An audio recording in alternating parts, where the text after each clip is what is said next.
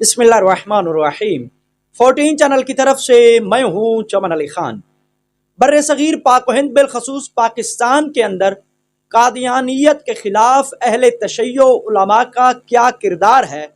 اس جانب میں آپ تمام حضرات کو متوجہ کرنا چاہتا ہوں، لیکن اس سے پہلے آپ تمام حضرات سے اپیل ہے 14 چینل کو سبسکرائب کر کے، لائک کر کے اور شیئر کر کے ممنون فرمائیں۔ سرزمین پاک و ہند میں مکتب اہل بیت کے وہ پہلے عالم دین کے جنہوں نے قادیانیت کے کفر کا فتویٰ جاری کیا اور قادیانیت کے خلاف سب سے پہلی کتاب لکھی، اس ہستی کا نام شمس العلماء مجتہد پنجاب آیت اللہ آقا سید علی حائری لاہوری مرحوم ہے۔ پاک و ہند کی سرزمین پر قادیانیت کی رد میں سب سے پہلی لکھی جانے والی کتاب آقا سید علی حائری لاہوری مرحوم نے لکھی، اور اس کتاب کا نام غایت المقصود ہے۔ غایت المقصود نامی آپ کی یہ کتاب فارسی زبان میں ہے اور اس کی 4 جلدیں ہیں۔ اس کی پہلی جلد واضح طور پر ملعون مرزا غلام احمد قادیانی کے باطل نظریات کی رد میں ہے، اور اس کتاب کو ایران اور عراق کے علماء نے بھی تعریفی کلمات سے نوازا ہے۔ رد قادیانیت پر آقا حائری مرحوم کی یہ کتاب 1899 میں اسلامیہ پریس لاہور نے شائع کی تھی۔ آقا سید علی حائری مرحوم نے رد قادیانیت میں غایت المقصود کے علاوہ وسیلۃ المبتلا لدفع البلاء، تبصرۃ العقلاء، مہدی موعود اور مسیح موعود نامی کتابیں بھی تالیف فرمائی تھیں۔ عالمی مجلس تحفظ ختم نبوت کے پلیٹ فارم سے 60 جلدوں پر مشتمل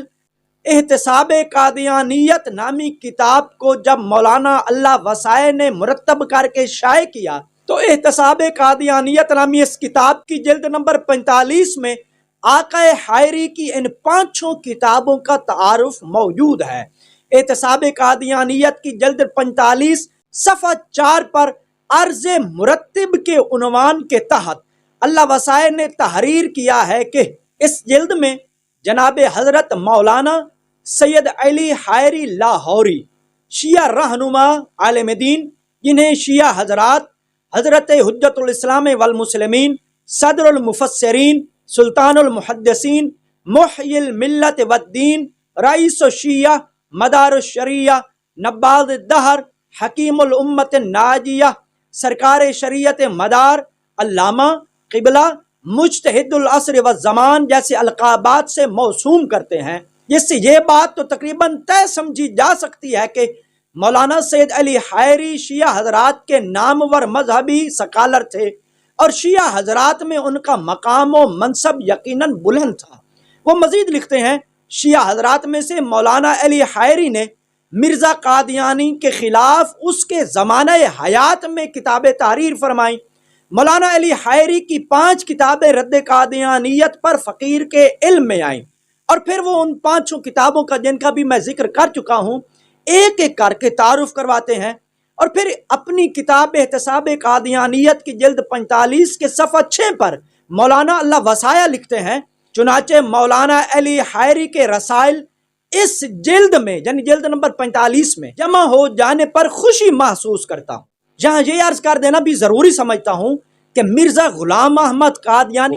آقا سید علی حائری سے اس قدر بغض و عناد تھا کہ جب مرزا غلام احمد قادیانی ملعون نے نومبر 1902 میں اپنی ایک کتاب اعجاز احمدی شائع کی تو اس کے ٹائٹل پر جہاں اس نے پیر میر علی شاہ کو نام بنام مخاطب کیا، وہاں اس نے آقا سید علی حائری کو بھی اپنے مخالف کے طور پر نام بنام مخاطب کیا۔ علاوہ ازیں سن 1333 ہجری میں آقا سید علی حائری مرحوم کے ہی شاگرد رشید مولانا مرزا احمد علی عمر تسری مرحوم نے دلیل اور عرفان نامی کتاب لکھ کر قادیانیت کی رد میں ایسا مضبوط تحریری مواد فراہم کیا کہ جو بعد میں آنے والے مسلم علماء اور مسلم مناظروں کے لیے ایک ذخیرہ اور سرمایہ کے طور پر ثابت ہو۔ میں اس بات کی جانب بھی آپ تمام حضرات کو متوجہ کرتا چلوں کہ احتساب قادیانیت نامی اس کتاب کی جلد نمبر 38 میں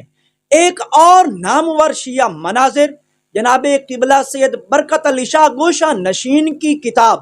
آئینہ مرزائیت اور اسی جلد 38 میں مبلغ اعظم مولانا اسماعیل مرحوم کی کتاب مناظرہ مندرہ والا میں مرزا کی شکست، ان دو شیعہ مناظر کی کتابیں بھی اعتصاب قادیانیت کی جلد نمبر 38 میں شامل ہیں۔ اس کے علاوہ میں یہ بھی عرض کرتا چلوں کہ بر صغیر میں مکتب اہل بیت کے فقید المثال مناظر اور ایسا مناظر کہ جس جیسا مناظر بر صغیر کی دھرتی پر نہ ان سے پہلے کوئی پیدا ہوا اور نہ ہی ان کے بعد کسی ماں نے اس جیسا کوئی مناظر جنا، یعنی مولانا فیض محمد مکھیالوی مرحوم 1955 میں داعی اجل کو لبیک کہہ گئے۔ انہوں نے اپنی وفات سے پہلے نارووال میں مرزائی مبلغ غلام رسول کو عبرت ناک شکست سے دوچار کیا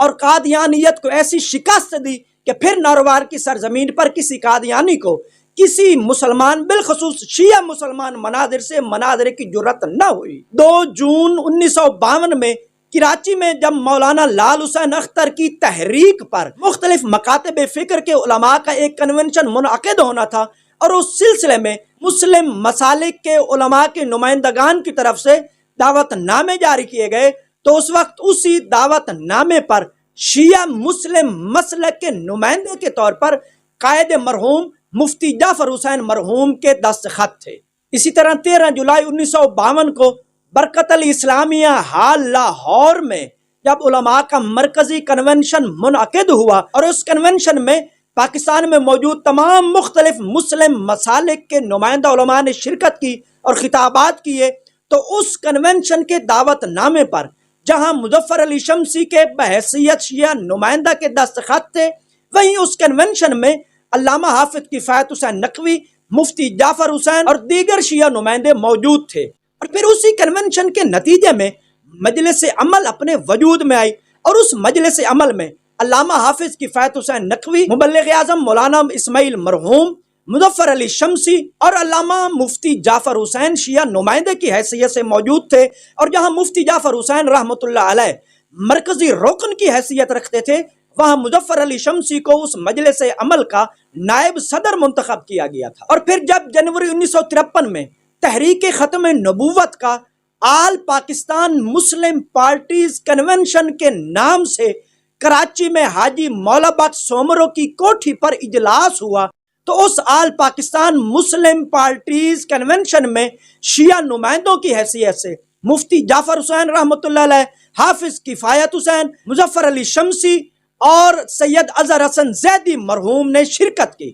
پاکستان میں بسنے والا کون سا ایسا مسلمان ہے کہ جو اس بات کو نہیں جانتا کہ مرزا یوسف حسین لکھنوی اور مبلغ اعظم مولانا اسماعیل مرحوم نے شیعہ مسلم مناظر کی حیثیت سے قادیانیوں کو مختلف مناظروں میں عبرت ناک شکست دی۔ اور اسی طرح پاکستان میں بسنے والا ہر ذی شعور مسلمان تحریک ختم نبوت کے حوالے سے جناب علامہ حسین بخش جاڑا، جناب عین غین قراروی اور آغا مرتضیٰ پویا کی خدمات سے بخوبی واقف ہے۔ پاکستان کے اندر جب بھی تحریک ختم نبوت کی بات چلے گی اور قادیانیت کی تکفیر کی بات چلے گی، تو جہاں دیگر فدائیان ختم نبوت کو یاد رکھا جائے گا، وہاں تحریک ختم نبوت کے ایک جانباز سپاہی سید عباس حسین گردیزی کو ہمیشہ یاد رکھا جائے گا۔ اور اس کی وجہ یہ ہے کہ 1974 میں جب ذوالفقار علی بھٹو کی وزارت عظمیٰ کا دور تھا اور مفتی محمود اس وقت قومی اسمبلی میں قائد حزب اختلاف تھے،